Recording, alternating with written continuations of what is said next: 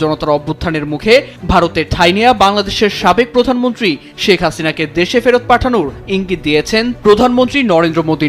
ভারতের প্রধানমন্ত্রী নরেন্দ্র মোদীকে বাংলাদেশের ক্ষমতাচ্যুত পলাতক প্রধানমন্ত্রী শেখ হাসিনাকে তার দেশে ফেরত পাঠানোর আহ্বান জানিয়েছে অল ইন্ডিয়া মজলিস প্রধান আসাদুদ্দিন ওয়েসি। मोदी जी, सीमांचल में कोई बांग्लादेशी नहीं है। दिल्ली में तुम्हारी एक बहन बांग्लादेश की बैठी है। বাংলাদেশের রাজনীতিতে নির্বাচনের তোড়জোড়, আর ভারতের রাজনীতিতে হাসিনা ফ্যাক্টর। আর সে কারণেই ক্ষেপছে ভারতের বিরোধীরা। তারা বাংলাদেশি হাসিনাকে সবার আগে ফেরত পাঠানোর দাবি তুলছে। নিউ ইয়র্কে একসঙ্গে চারটি অভিযোগ করে ভারতের বিরুদ্ধে তীব্র সমালোচনা করেছেন বাংলাদেশের প্রধান উপদেষ্টা ডক্টর মোহাম্মদ ইউনূস। এ অভিযোগে কেঁপে উঠেছে বিশ্ব কূটনীতিক অঙ্গন। ভারতের ভুয়া খবর, প্রোপাগান্ডা থেকে শুরু করে সাবেক প্রধানমন্ত্রী শেখ হাসিনাকে আশ্রয়, সব বিষয়ই একে একে তুলে ধরেছেন প্রধান উপদেষ্টা ডক্টর মোহাম্মদ ইউনূস। প্রধান উপদেষ্টা ডক্টর মোহাম্মদ ইউনূসের প্রতি পূর্ণ সমর্থন জানালেন বিশ্ব নেতারা। বিভিন্ন দেশের সাবেক রাষ্ট্রপতি ও প্রধানমন্ত্রীদের সঙ্গে এই বৈঠকে অন্তর্বর্তী সরকারকে সহায়তার আশ্বাস দেন তারা। এদিকে মার্কিন প্রেসিডেন্টের সংবর্ধনায় যোগ দিয়ে ট্রাম্পকে বাংলাদেশ সফরের আমন্ত্রণ জানিয়েছে ডক্টর ইউনূস। এখন আরও শক্তিশালী প্রধান উপদেষ্টা অধ্যাপক ডক্টর মোহাম্মদ ইউনূস। এ যেন বিশ্ব নেতাদের মাঝে এক অনন্য মানুষ। সবাই হাস্যোজ্জ্বল, সবার মুখে একই বাণী প্রতিধ্বনিত হচ্ছে, আমরা আছি আপনার পাশে। এই প্রতিধ্বনি শুধু কথার মাঝেই সীমাবদ্ধ নয়, বরং একটি দৃঢ় অঙ্গীকার, যা ডক্টর ইউনূসের প্রতি বিশ্বজনীন আস্থার প্রতিফলন। কথায় আছে ওস্তাদের মায়ের শেষ রাতে, কারণ এবার ডাক্তার ইউনূস কাজে কর্মে সবাইকে দেখিয়ে দিয়েছে এবং বিশ্ব মহলে বিশ্ব নেতাদেরকে নিয়ে কিন্তু বিশ্ব মহলেই রাম দোলাই দিয়েছেন নরেন্দ্র মোদীকে, এবং তার কারণেই কিন্তু নরেন্দ্র মোদী সেলুট জানিয়েছেন ডাক্তার ইউনূসকে, এবং তার কারণেই কিন্তু নরেন্দ্র মোদী শেখ হাসিনাকে গ্রেপ্তার করে আবারও দেশে পাঠাবার ব্যবস্থা নিচ্ছে। তো দর্শক, এতক্ষণ দেখছেন ভিডিও শুরুতে শিরোনাম কিছু অংশ, এবার দেখবেন পুরো ভিডিও জুড়ে। তার আগে সবার কাছে একটা অনুরোধ, যারা আমার চ্যানেল নতুন আসছেন অবশ্যই চ্যানেলটি সাবস্ক্রাইব করে দিবেন, পাশে থাকা বেল আইকনটি অল ক্লিয়ার করে বাজিয়ে দিবেন। তো দর্শক চলেন একটা লাইক দিয়ে সম্পূর্ণ ভিডিওটা ধৈর্য সহকারে দেখতে থাকি। এখন আরও শক্তিশালী প্রধান উপদেষ্টা অধ্যাপক ডক্টর মোহাম্মদ ইউনূস। এ যেন বিশ্ব নেতাদের মাঝে এক অনন্য মানুষ। সবাই হাস্যোজ্জ্বল, সবার মুখে একই বাণী প্রতিধ্বনিত হচ্ছে, আমরা আছি আপনার পাশে। এই প্রতিধ্বনি শুধু কথার মাঝেই সীমাবদ্ধ নয়, বরং একটি দৃঢ় অঙ্গীকার, যা ডক্টর ইউনূসের প্রতি বিশ্বজনীন আস্থার প্রতিফলন। তার অভিজ্ঞতা, আন্তরিকতা ও দূরদৃষ্টি আজকের সংকটময় সময়ে দেশের জন্য অপরিহার্য হয়ে উঠেছে। অধ্যাপক ইউনূসের নেতৃত্বে অন্তর্বর্তীকালীন সরকারকে ঘিরে মানুষের মনে নতুন আশার আলো জেগেছে। দুর্নীতি, বৈষম্য ও অস্থিরতার বিরুদ্ধে তিনি যেন এক অনন্য প্রতীক। বিশ্বমঞ্চে তার এই অবস্থান বাংলাদেশকে এক টুকরো আলোর প্রদীপের মতো জ্বেলে দিয়েছে বিশ্ব নেতাদের কাছে। শুক্রবার নিউ ইয়র্কে হোটেল সুইটে একত্রিত হন বিশ্বের বিভিন্ন দেশের প্রভাবশালী নেতা। তারা প্রধান উপদেষ্টা অধ্যাপক ডক্টর মোহাম্মদ ইউনূস ও তার অন্তর্বর্তীকালীন সরকারকে পূর্ণ সমর্থন, বাংলাদেশকে এই গুরুত্বপূর্ণ সময়ে সহযোগিতা ও গুরুত্বপূর্ণ পরামর্শ দেওয়ার অঙ্গীকার করেন। জাতিসংঘ সাধারণ পরিষদের ৮০তম অধিবেশনের ফাঁকে লাটভিয়ার সাবেক প্রেসিডেন্ট ও নিজামি পঞ্জাবি আন্তর্জাতিক কেন্দ্রের সহসভাপতি ভাইরাভিগে ফ্রেবার্গারের নেতৃত্বে প্রতিনিধি দলটি প্রফেসর ডক্টর মোহাম্মদ ইউনূসের সঙ্গে সাক্ষাৎ করেন।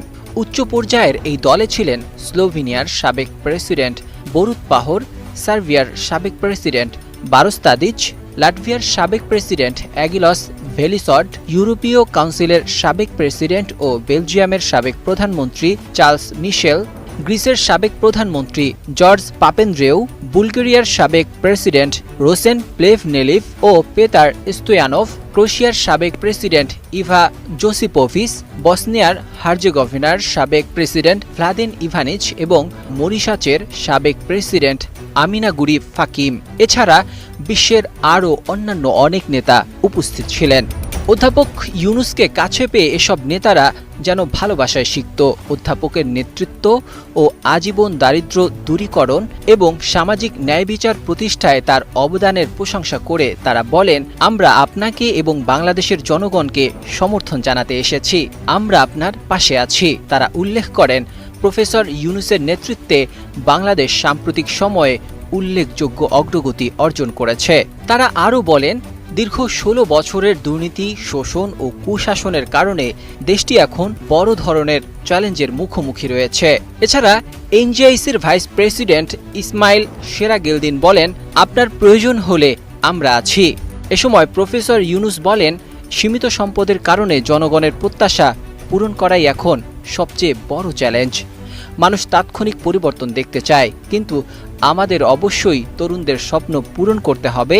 তারা একটি নতুন বাংলাদেশ খুঁজছে। মুহূর্তটা যেন কেবল রাজনৈতিক নয়, বরং এক আত্মিক সম্পর্কের। নিউ ইয়র্কের সেই সুইটে জন্ম নিল নতুন এক আন্তর্জাতিক জোট, বাংলাদেশের পাশে দাঁড়ানোর এক শক্তিশালী ব্লক। আর এদের মধ্যে প্রফেসর ডক্টর মোহাম্মদ ইউনুস শুধু একজন উপদেষ্টা নন, বরং হয়ে উঠলেন বাংলাদেশের পুনর্গঠনের আন্তর্জাতিক মিশনের প্রধান চরিত্র। নিউ ইয়র্কে একসঙ্গে চারটি অভিযোগ করে ভারতের বিরুদ্ধে তীব্র সমালোচনা করেছেন বাংলাদেশের প্রধান উপদেষ্টা ডক্টর মোহাম্মদ ইউনুস। এ অভিযোগে কেঁপে উঠেছে বিশ্ব কূটনীতিক অঙ্গন। ভারতীয় সংবাদ মাধ্যম এনডিটিভির এক প্রতিবেদনে বৃহস্পতিবার প্রকাশ হয়েছে এ খবর। প্রতিবেদনে জানানো হয়েছে, ভারতের ভুয়া খবর, প্রোপাগান্ডা থেকে শুরু করে সাবেক প্রধানমন্ত্রী শেখ হাসিনাকে আশ্রয়, সব বিষয়ই একে একে তুলে ধরেছেন প্রধান উপদেষ্টা ডক্টর মোহাম্মদ ইউনুস। যুক্তরাষ্ট্রের নিউ ইয়র্কে জাতিসংঘের সাধারণ পরিষদের অধিবেশনের ফাঁকে ভারত বিষয়ে মোট 4টি অভিযোগ তুলে ধরেছেন ডক্টর মোহাম্মদ ইউনুস। প্রতিবেদনে বলা হয়েছে, ইউনুস বলেছেন, গত বছরের গণবিপ্লবকে ভারত ভালোভাবে নেয়নি, আর এর ফলে দুদেশের সম্পর্কের মধ্যে টানাপোড়েন সৃষ্টি হয়েছে।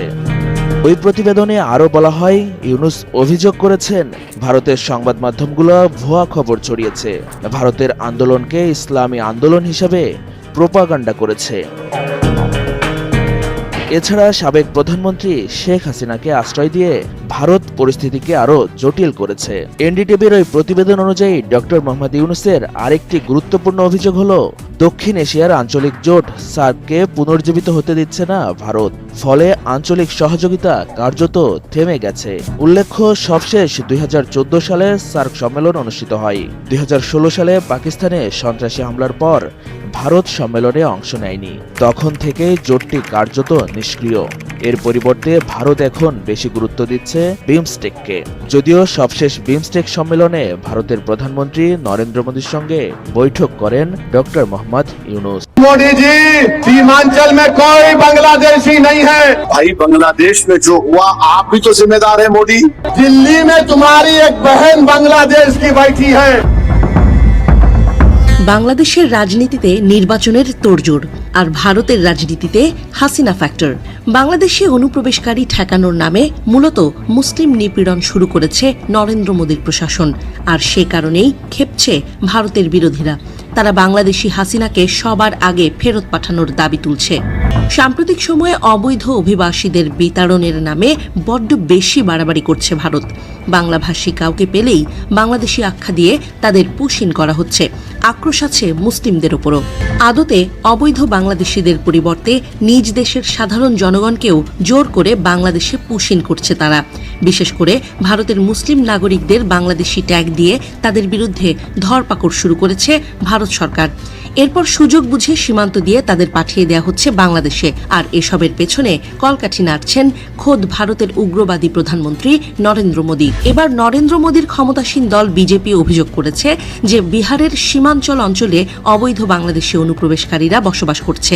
এই বক্তব্যের মাধ্যমে মুসলিমদের কোণঠাসা করার চেষ্টা করেছে ভারতের কট্টরপন্থী রাজনৈতিক দল বিজেপি, কারণ বিহারের সীমাঞ্চল একটি মুসলিম প্রধান অঞ্চল।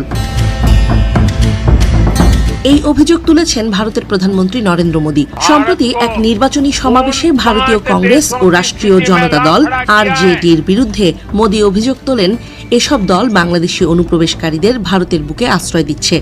মোদির এই বিতর্কিত বক্তব্যের পর থেকেই বিহারের রাজনৈতিক উত্তেজনা চরম পর্যায়ে পৌঁছেছে।